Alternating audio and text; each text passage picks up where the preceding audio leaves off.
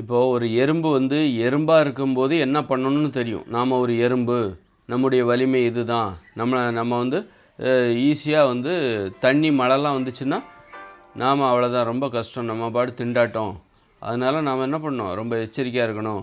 மழைக்காலம் வருவதற்குள் பாதுகாப்பான இடத்தில் பதுங்கி கொள்ள வேண்டும் அப்படின்னு எல்லாமே ஒரு எறும்புக்கு எல்லாமே தெரியும், எறும்பாக இருக்கிற வரைக்கும். ஆனால் ஒரு எறும்புக்கு யானை பலம் விட்டால் அப்போ அந்த எறும்புக்கு என்ன வந்துடும், தலைக்கணை வந்துடும். நாம் எப்படி நடந்துக்கணுன்னே அதுக்கு தெரியாது.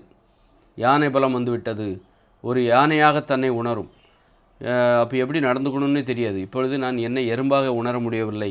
எறும்பாக உணர்வதே நான் ஒரு அவமானமாக நினைக்கிறேன். ஏனென்றால் எனது வலிமை அதிகரித்து விட்டது, யானையின் பலம் எனக்கு விட்டது அப்படின்னு சொல்லிட்டு அது தலகால் புரியாமல் ஆடும். அதுக்கு ஒன்றுமே தெரியாது, எப்படி நடந்துக்கணுன்னே தெரியாது. எறும்பாக இருக்கிற வரைக்கும் எப்படி நடந்துக்கணும்னு தெரியும், எப்படி வாழணும்னு தெரியும், என்ன செய்யணுங்கிறது தெரியும் எறும்பாக இருக்கிற வரைக்கும். ஆனால் அதுக்கு யானை பலம் விட்ட பிறகு என்ன செய்யணும்னு தெரிய மாட்டேங்குது. அப்போ நம்ம அதோட நோக்கமும் என்னன்னு தெரிய மாட்டேங்குது, என்ன பண்ணணும் எதுவுமே தெரிய மாட்டேங்குது. அதுபோல் தான் மனிதர்கள் மனிதர்களாக இருக்கிற வரைக்கும், மனிதர்களாக எப்போ இருப்பாங்க, காய்கறிகளை பச்சையாக சாப்பிட்ணும், மாமிசத்தெல்லாம் சாப்பிடக்கூடாது, அரிசி கேழ்வரகு கோதுமைலாம் சாப்பிடக்கூடாது. அப்போ அவங்க மனுஷங்களாக இருப்பாங்க. மனுஷங்களாக இருந்து என்ன செய்யணுமோ அதை செய்வாங்க, மனுஷங்களால் என்ன முடியுமோ. ஆனால் எப்போ இந்த மாதிரி அரிசி கேழ்வரகு கோதுமை உணவுகளை சாப்பிட்டார்களோ அப்போ அவங்களுக்கு யானையை விட மிகப்பெரிய பலம் விட்டது. உப்பு போட்டு சமைச்சு, இது ஒரு ஊக்க மருந்து, அளவுக்கு அதிகமான வலிமை தருகிற ஒரு ஊக்க மருந்து தான். நம்ம இட்லி பூரி பொங்கல் தோசை பிரியாணிங்கிற வகையில் நம்ம சாப்பிட்டுட்ருக்கோம். இப்போ இதை சாப்பிடும்போது மனிதர்கள் தங்களை வலிமை மிகுந்தவர்களாக உணர்கிறார்கள், தங்களுக்கு யானையை விட மிகப்பெரிய வலிமை விட்டதாக உணர்கிறார்கள். அதனால் இப்போ மனிதர்களாகிய நமக்கு என்ன இலக்கு, என்ன லட்சியம், நாம் என்ன செய்ய வேண்டும் என்பது மனிதர்களுக்கு தெரியவில்லை. அவங்க நினச்சதெல்லாம் செய்கிறாங்க, ஏன்னா பயங்கர வலிமை விட்டது. அதனால் நம்மளால் எதை செய்ய முடியுமோ அதையெல்லாம் செய்கிறாங்க, எதை செய்ய முடியுமோ அதையெல்லாம் செய்ய வேண்டும். அப்போ காய்கறிகளை நீ பச்சையாக சாப்பிட்டா உன்னால் மூட்டை தூக்க முடியாது, அப்போ நீ மூட்டை தூக்க மாட்ட. உன்னால் விண்வெளிக்கெல்லாம் போக முடியாது, அப்போ விண்வெளிக்கு போக மாட்டேன். உன்னால் வாகனம் ஓட்ட முடியாது, வாகனத்தை தயாரிக்க முடியாது. காய்கறிகளை மட்டும் பச்சையாக சாப்பிட்டா, உப்பு சேர்க்காமல் பச்சையாக சாப்பிட்டா, சமைக்காமல் பச்சையாக சாப்பிட்ணும். அரிசி கேழ்வரகு கோதுமை மாமிசம் மீன் முட்டை தயிர் மோர் பால் வெண்ணெய் இதெல்லாம் சாப்பிடக்கூடாது. காய்கறிகளை மட்டுமே, பழங்களை மட்டுமே, கீரைகளையும் கிழங்குகளையும் பயிர்களையும் பருப்புகளையும் கடலையும் காளையும் இதே காளான் இதெல்லாம் நீ பச்சையாக சாப்பிட்ற அப்படின்னா உன்னால் மூட்டை தூக்க முடியாது, உன்னால் வாகனம் ஓட்ட முடியாது, பெரிய கட்டடங்களை கட்ட முடியாது. அப்போ உனக்கு என்ன செய்யணும்னு தெரியும், கட்டடம் கட்ட மாட்டேன், கட்டடம் கட்டுறது நம்மளால் முடியாது. அப்போ அது நம்முடைய நோக்கம் இல்லை. உன்னால் எதெல்லாம் முடியாதோ அதெல்லாம் நீ செய்யக்கூடாது அப்படிங்கிற உனக்கு தெரியும். இப்போ மனிதர்கள் அரிசி கேழ்வரகு கோதுமை மாமிசம் மீன் முட்டை தயிர் மோர் பால் வெண்ணெய் நெய்யின்னு சொல்லிட்டு உப்பு போட்டு மசாலாலாம் போட்டு ஒரு ஊக்க மருந்தை சமைத்து சாப்பிடுகிறார்கள். அளவுக்கு அதிகமான வலிமை விட்டது. அதனால் இப்போ மனிதர்களுக்கு என்ன செய்யணும், நாம் எதெல்லாம் முடியுது எல்லாத்தையும் செய்கிறாங்க. அவங்களுக்கு விண்வெளிக்கு போக முடியுது, அதையெல்லாம் செய்கிறாங்க. போக முடிகிறனால தான் செய்கிறாங்க, போக முடிஞ்சுன்னா அதை செய்வாங்க. மனுஷங்க எதெல்லாம் முடியுமோ அதையெல்லாம் செய்வார்கள். நம்மளால் முடியும், அப்போ ஏன் அதை செய்யக்கூடாது அப்படிங்கிற கேள்வி வருதில்ல. அதனால் இதெல்லாம் செய்ய முடியுது, அதனால் செய்கிறாங்க. போரிட முடியும், வேகமாக வண்டியில் போக முடியும், ஆக்சிடெண்ட்லாம் வந்தால் பார்த்துக்கலாம், எல்லாத்தையும் ஃபேஸ் பண்ண நம்மளால் முடியும், அதனால தான் இதை செய்கிறாங்க. நோய் வந்தால் இப்போ நம்மளால் அதை எதிர்கொள்ள முடியும், நோயினால் வலியை தாங்கி கொள்ள முடியும், என்ன ஆனாலும் பரவாயில்ல பார்த்துக்கலாம், சண்டை போட முடியும், வெடிகுண்டு போட முடியும், அணு உலைகள் வந்தால் கூட வெடித்து அதெல்லாம் நம்மளால் சகிச்சிக்க முடியும், தாங்கிக்க முடியும். அதனால தான் இதை செய்கிறாங்க.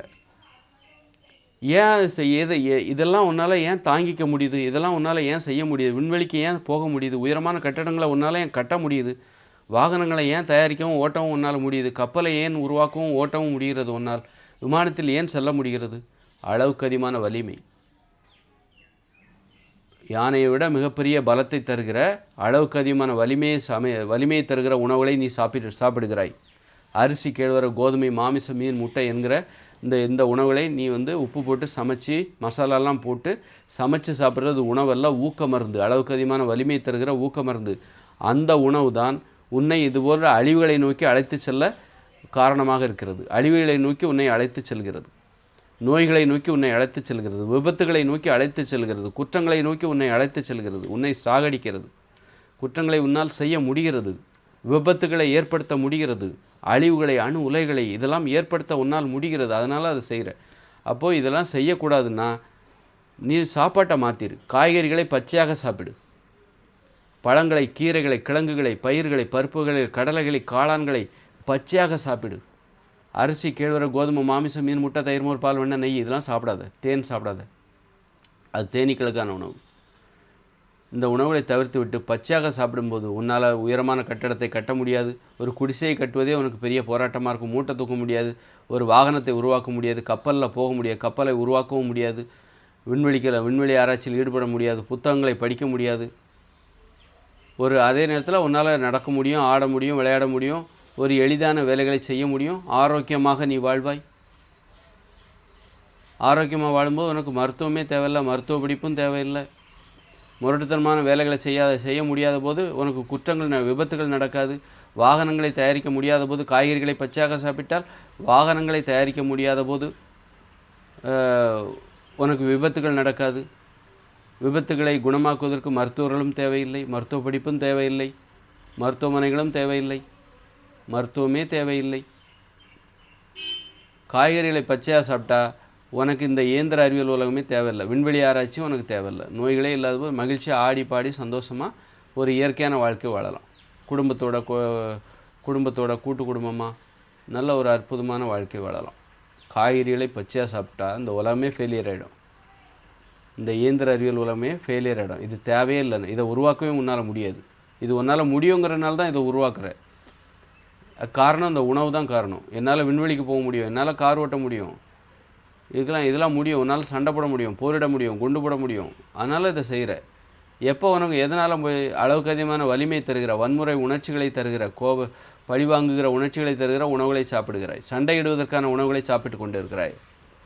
அழிப்பதற்கான உணவுகளை சாப்பிட்டு கொண்டு இருக்கிறாய். நாம் சாப்பிடுகிற உணவுகள் சோறு, பூரி, பொங்கல், தோசை, மாமிசம் இதெல்லாம் அழிப்பதற்கான உணவு.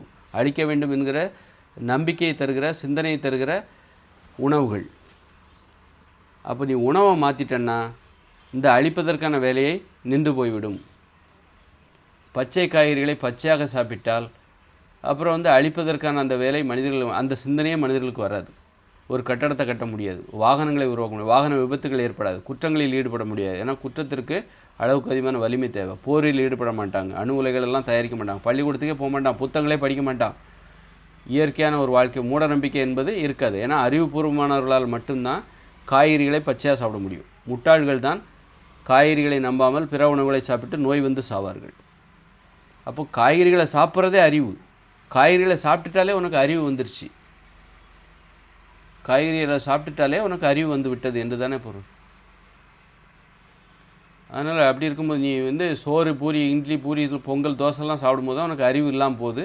அப்போ செயற்கையான அறிவை ஊட்டுவதற்காக பள்ளிக்கூடத்தில் சேர்க்கப்படுகிறது. பள்ளிக்கூடத்தை உருவாக்கி புத்தகங்களை வைத்து பிறரால் உனக்கு அறிவு புகட்டப்படுகிறது. நீ காய்கறிகளை சாப்பிட்டாலே உனக்கு இயற்கையாகவே உனக்கு அறிவு வந்துருச்சு. கட்டுப்பாடு நிறைந்தவர்களால் மட்டும்தான் காய்கறிகளை மட்டுமே சாப்பிட முடியும், பழங்களை மட்டும் பச்சையாக சாப்பிட முடியும். கட்டுப்பாடு, மனதில் உறுதி, வைராக்கியம், ஒழுக்கம் இதெல்லாம் இருக்கிறவங்க மட்டும்தான், அன்பு பாசம் இருக்கிறவங்க மட்டும்தான் காய்கறிகளை பச்சையாக சாப்பிட முடியும். ஏன்னா காய்கறிகளை பச்சையாக சாப்பிட்டா ஒரு தொழிலை 3 மணி 4 மணி நேரத்துக்கு மேலே செய்ய முடியாது. அப்போ மீதம் உள்ள நேரம் எல்லாம் நீ மனைவியோட குழந்தைகளோடு தான் இருப்ப. நீ இந்த இட்லி, பூரி, பொங்கல், தோசை சாப்பிட்றதுனால தான் நீ என்ன பண்ணுற, தொழிலில் 8 மணி நேரம் 10 மணி நேரம்லாம் உன்னால் முடியுது.